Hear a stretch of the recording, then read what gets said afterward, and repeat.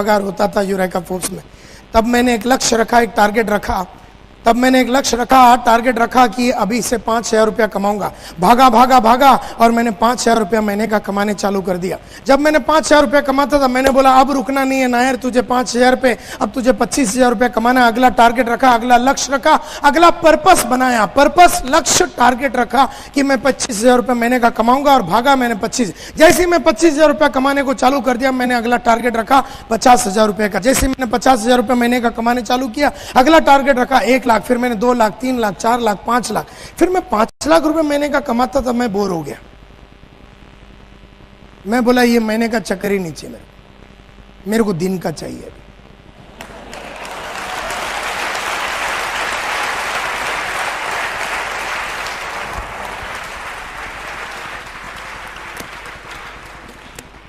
तब मुझे याद है पहला बार मैंने दिन का टारगेट रखा कि दिन में 3,000 कमाऊंगा। जब मैं 3,000 रुपया कमाया, थोड़े दिन मैंने कमाया, बोला नायर रुकना नहीं, क्योंकि रुका हुआ पानी और ठहरा हुआ इंसान दोनों सड़ जाता है।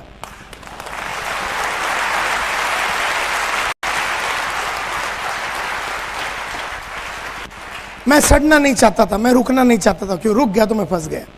कोई भी इनकम पे रुकना नहीं, कोई भी लेवल पे रुकना नहीं, ना रूबी पे रुकना, ना डायमंड पे रुकना, ना पर्ल पे रुकना, ना सिल्वर पे रुकना, ना गोल्ड पे रुकना, ना किधर नहीं रुकना। रुक गया तो मर जाएगा साला। तो मैंने ये डिसाइड किया कि अब मैं रुकूंगा नहीं, और जैसे ही मैंने ये डिसाइड किया कि मैं रुकूंगा नहीं, मैंने 3,000 रुपया कमाया। उसके बाद मैंने बोला 5 का टारगेट, फिर 5,000 दिन का कमाता था, फिर मैंने 10 का टारगेट रखा, फिर 20, 30, 40, 50, 60, 70, 80, 90 लाख, 1.25 लाख, 1.5 लाख। आज मैं दिन का 2.25 लाख रुपये से 2 लाख दिन का कमाता हूं, दिन का।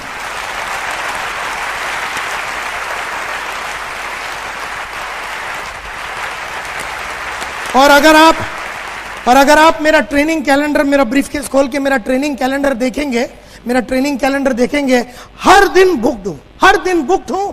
आने वाला 5 महीने में एक दिन मिलेगा नहीं आपको, अगर आपको मेरा ट्रेनिंग चाहिए। पूरा 5 महीना बुक्ड है और सबका पैसा एडवांस में ले लिया है।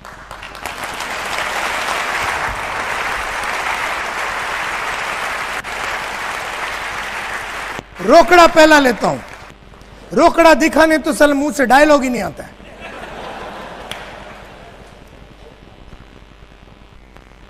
लेकिन आजकल मैं बड़ा दुखी हूं, क्योंकि इस तरह की गरीब जिंदगी में जी नहीं सकता हूं। अब मेरे को ये 1.5, 2.25, 2 लाख रुपए से काम नहीं चलेगा। अब मेरे को दिन का 5 लाख रुपया चाहिए। तो आजकल जो किताबें पढ़ रहा हूं, आजकल जो किताबें पढ़ रहा हूं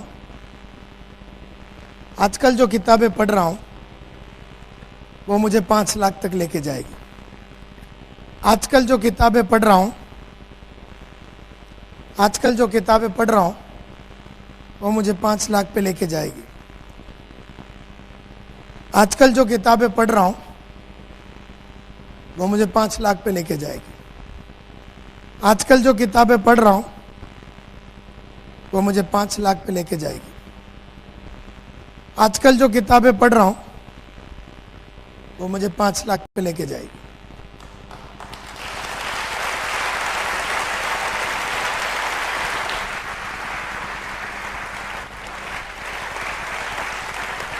आजकल जो कैसेट सुन रहा हूं, आजकल जो ऑडियो और वीडियो कैसेट देख रहा हूं और सुन रहा हूं वो मुझे 5 लाख पे लेके जाएगी। और आजकल जिस इंसान के ट्रेनिंग प्रोग्राम अटेंड करता हूं मैं, वो मुझे 5 लाख पे लेके जाएगा। अभी मैं इंडोनेशिया गया था, बाली में, मेरे गुरु को मिलने के लिए। वो दिन का 25 लाख लेता है। वो मेरा बाप है।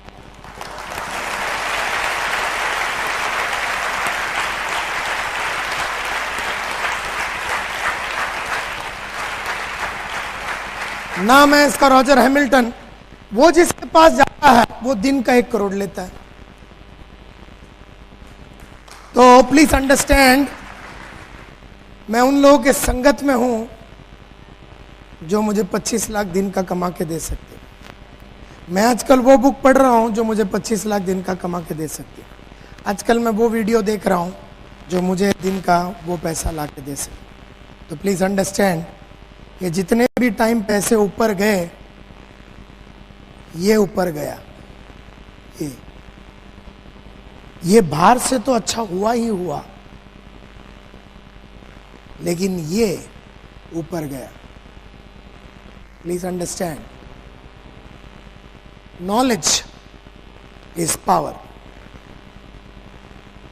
खाली मोटिवेशनल पेप टॉक से काम नहीं चलता, आदमी के अंदर नॉलेज होना चाहिए, जितना ज्यादा नॉलेज। क्योंकि मैं एक चीज समझ गया, अगर मैं 3,000 कमा रहा हूं दिन का तो मेरे पास 3,000 की समझ है, और अगर मैं 30,000 कमा रहा हूं तो मेरे पास 30,000 की समझ है, और अगर मैं 3 लाख कमा रहा हूं तो मेरे को 3 लाख की समझ है, 3 लाख की अंडरस्टैंडिंग है, 3 लाख का विचार है। प्लीज अंडरस्टैंड,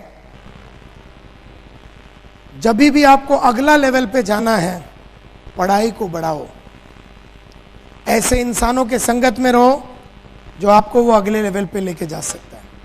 ऐसे ऑडियोज और वीडियो, बाहर अगर आप जाएंगे तो 70 वीडियो है मेरे, 70। हर वीडियो में आपको जीवन में कैसे आगे बढ़ना है इसके बारे में पूरा डिटेल दिया हुआ है। मुझे याद है my dear friends, railway station पे 2 रुपए का पेन मिलता था, शार्प का, तो 2 रुपए का पेन रखता था। जब मैं 2 रुपए का पेन रखता था, मैंने कहा अब मैं 2 रुपए का पेन नहीं रखूंगा क्योंकि इस पे रुकना नहीं है। तो 40 रुपए का विल्सन का पेन आता था, तो मैंने वो पेन रखने चालू किए। 40 रुपए का पेन रखता था, मैं बोला नायर साहब इस पे रुकना नहीं, क्योंकि रुका हुआ पानी और ठहरा हुआ इंसान दोनों सड़ जाता है। तो वहां से मैं 100 रुपए के अगला फ्लेयर का पेन आता, उस पर चला गया। जब मैं 100 रुपए का पेन रखता था, तब मैं अगला टारगेट रखा कि मैं 300 रुपए का पेन रखूंगा, 300-400 रुपए का शेफर का पेन रखता था, और शेफर का पेन रखता तो फिर मैंने 1000 रुपए का क्रॉस पेन रखा, सिल्वर क्रॉस पेन। फिर मैंने 2000 रुपए की गोल्ड क्रॉस पेन रखने चालू किया।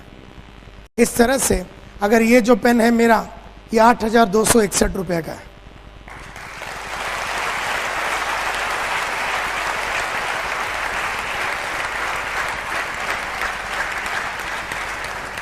मेरा अगला पेन होगा कार्टियर का 1 लाख रुपए का। मुझे याद है मैं कावासाकी बजाज 2 व्हीलर चलाता था सेकेंड हैंड, तब मैंने अगला टारगेट रखा कि अब मैं फर्स्ट हैंड गाड़ी खरीदूंगा। जैसे मैं उसके ऊपर चढ़ा, मैं उसको बोला कि मेरा अगला टारगेट मैंने रखा कि मैं सेकेंड हैंड प्रीमियर पद्मिनी लूंगा। जैसे ही मैंने सेकेंड हैंड प्रीमियर पद्मिनी लिया, मैंने टारगेट रखा कि ये तारीख 2 जून 1996 को मैं मारुति 800 एयर कंडीशन गाड़ी लूंगा। वो डेट मैंने रखा, बराबर वही डेट पे जाके मैंने गाड़ी खरीदा। जो दिन वो गाड़ी खरीद के सिद्धिविनायक टेम्पल में जाके पूजा करके हम वापस आ रहे थे, बाजू में मेरी बीवी बैठी थी। अब ये गाड़ी खरीद के 1 घंटा भी नहीं हुआ था, नया brand new air condition Maruti 800। मैंने बोला अगला गाड़ी कौन सा? तब उसने कहा अगला गाड़ी एस्टीम रिवियरा रेड कलर। मैंने डेट तय कर दे अभी। तो हमने डेट तय कर दिया कि we will buy it on our wedding anniversary 14 सितंबर 2000 को, जो हमारा वेडिंग एनिवर्सरी वो दिन हम खरीद लेंगे। बराबर 1:30 बजे दोपहर को जाके हमने वो गाड़ी खरीद लिया। जब हम उसको लेके महालक्ष्मी टेम्पल जाके पूजा करके वापस आ रहे थे, नीचे उतर रहे थे, मैंने गाड़ी बाजू में लगाया। मैं अगला गाड़ी कौन सा? तब उसने कहा कि अगला गाड़ी हम खरीदेंगे लग्जरी गाड़ी। तो हमने अगला गाड़ी का डेट रखा कि सन 2002 में हम अगला गाड़ी खरीदेंगे, जिसका नाम है हुंडई सोनाटा। और बराबर 18 दिसंबर 2002 को हमने जाके वो गाड़ी खरीदी सोनाटा। और जैसे ही सोनाटा लेके प्रेयर करके हम नीचे उतर रहे थे, गाड़ी हमने साइड में लगाया और पूछा अगला गाड़ी कौन सा? और अगला गाड़ी है मेरा मर्सिडीज बेंज 29 सितंबर 2007 3 बजे दोपहर को मैं खरीदूंगा। 80 लाख का गाड़ी है, 80 लाख रुपए का।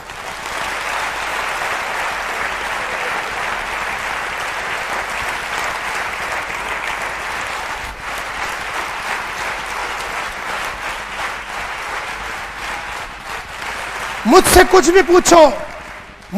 भी पूछो, डेट के साथ बताऊंगा कि नायर साहब आप रिटायर कब होना चाहिए, डेट के साथ बताऊंगा।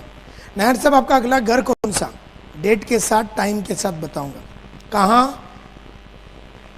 सीजी रोड में 1200 स्क्वायर फीट 3 बजे दोपहर 14 जनवरी 2000, डेट के साथ। यहाँ बैठा हुआ कितने इंसान के पास हर चीज जो आपको करना है, खुद का ऑफिस हो, लैपटॉप हो, या आपका कुछ भी हो, घर हो, गाड़ी हो, कुछ भी हो, मुझसे पूछो अगला मेरा फॉरेन ट्रिप कहां पर होगा, किसके साथ होगा, डेट के साथ सब तय है, तारीख के साथ तय है, कैलेंडर में ब्लॉक कर दिया, टिकट बुक करने के लिए दे दिया है। आज से 1 साल के बाद वाला हॉलीडे भी सब तय है। आपके पास आपका अगला लक्ष्य का डेट और टारगेट, हर चीज का डेट के साथ पूरे डिटेल में एक बढ़िया सा 200 पेज के बुक में, जिस इंसान के पास यहां पर है, हाथ ऊपर करो। यही है प्रॉब्लम जिंदगी की, कि हम में से कईयों को यह नहीं मालूम कि हमें जाना कहां है। अब जाना कहां है मालूम नहीं है तो कोई भी रास्ता चलेगा। जब मुझे मालूम ही नहीं कि दिल्ली जाना है, कि लाहौर जाना है, कि पाकिस्तान जाना है, कि श्रीलंका जाना है, किधर भी चला जाऊंगा मैं। जब मुझे मालूम ही नहीं है कि मेरा लक्ष्य क्या है, मेरा गोल क्या है, तो मैं किस लिए लड़ रहा हूं मुझे भी नहीं मालूम। And this is the problem with life, कि अगर आपको जीवन में आगे बढ़ना है तो आपका हर लक्ष्य, आपका हर टारगेट डेट के साथ लिखा हुआ आपके पास होना चाहिए, कंप्लीटली डेट के साथ आपके पास लिखा होना चाहिए। और तभी बनी रहती है ये आग, और तभी बनी रहती है ये आग, न बुझ सकेगी वो, क्योंकि बुझने को तुम दोगे नहीं, क्योंकि एक लक्ष्य के बाद दूसरा लक्ष्य ऑलरेडी लाइन से तय है, लाइन से तू बुझ ही नहीं सकता, तुझे अधिकार नहीं है बुझने का। एक बार लक्ष्य लिख लिया, हम में से कई लोग लक्ष्य लिखते नहीं हैं, एंड देयरफॉर आग हमारे को लगती नहीं है। And this is the problem. जब मैंने पूछा कितने लोगों के पास है, सब मिला के 10 आदमी के पास नहीं है। 1200 आदमी यहां पर बैठे, 10 इंसान के पास डेट नहीं है। और यही रीजन है कि पिछले 10 साल में, 5 साल में, 8 साल में, 15 साल में आपने वो नहीं कमाया जो मन में आपने हमेशा सोचा। आप कर न सके। चाहतों को आपने लगातार मारा और जरूरतों से हिसाब से जीने की आदत आपने डाल दी। चाहतों को लगातार मारा और जरूरतों के हिसाब से जीने की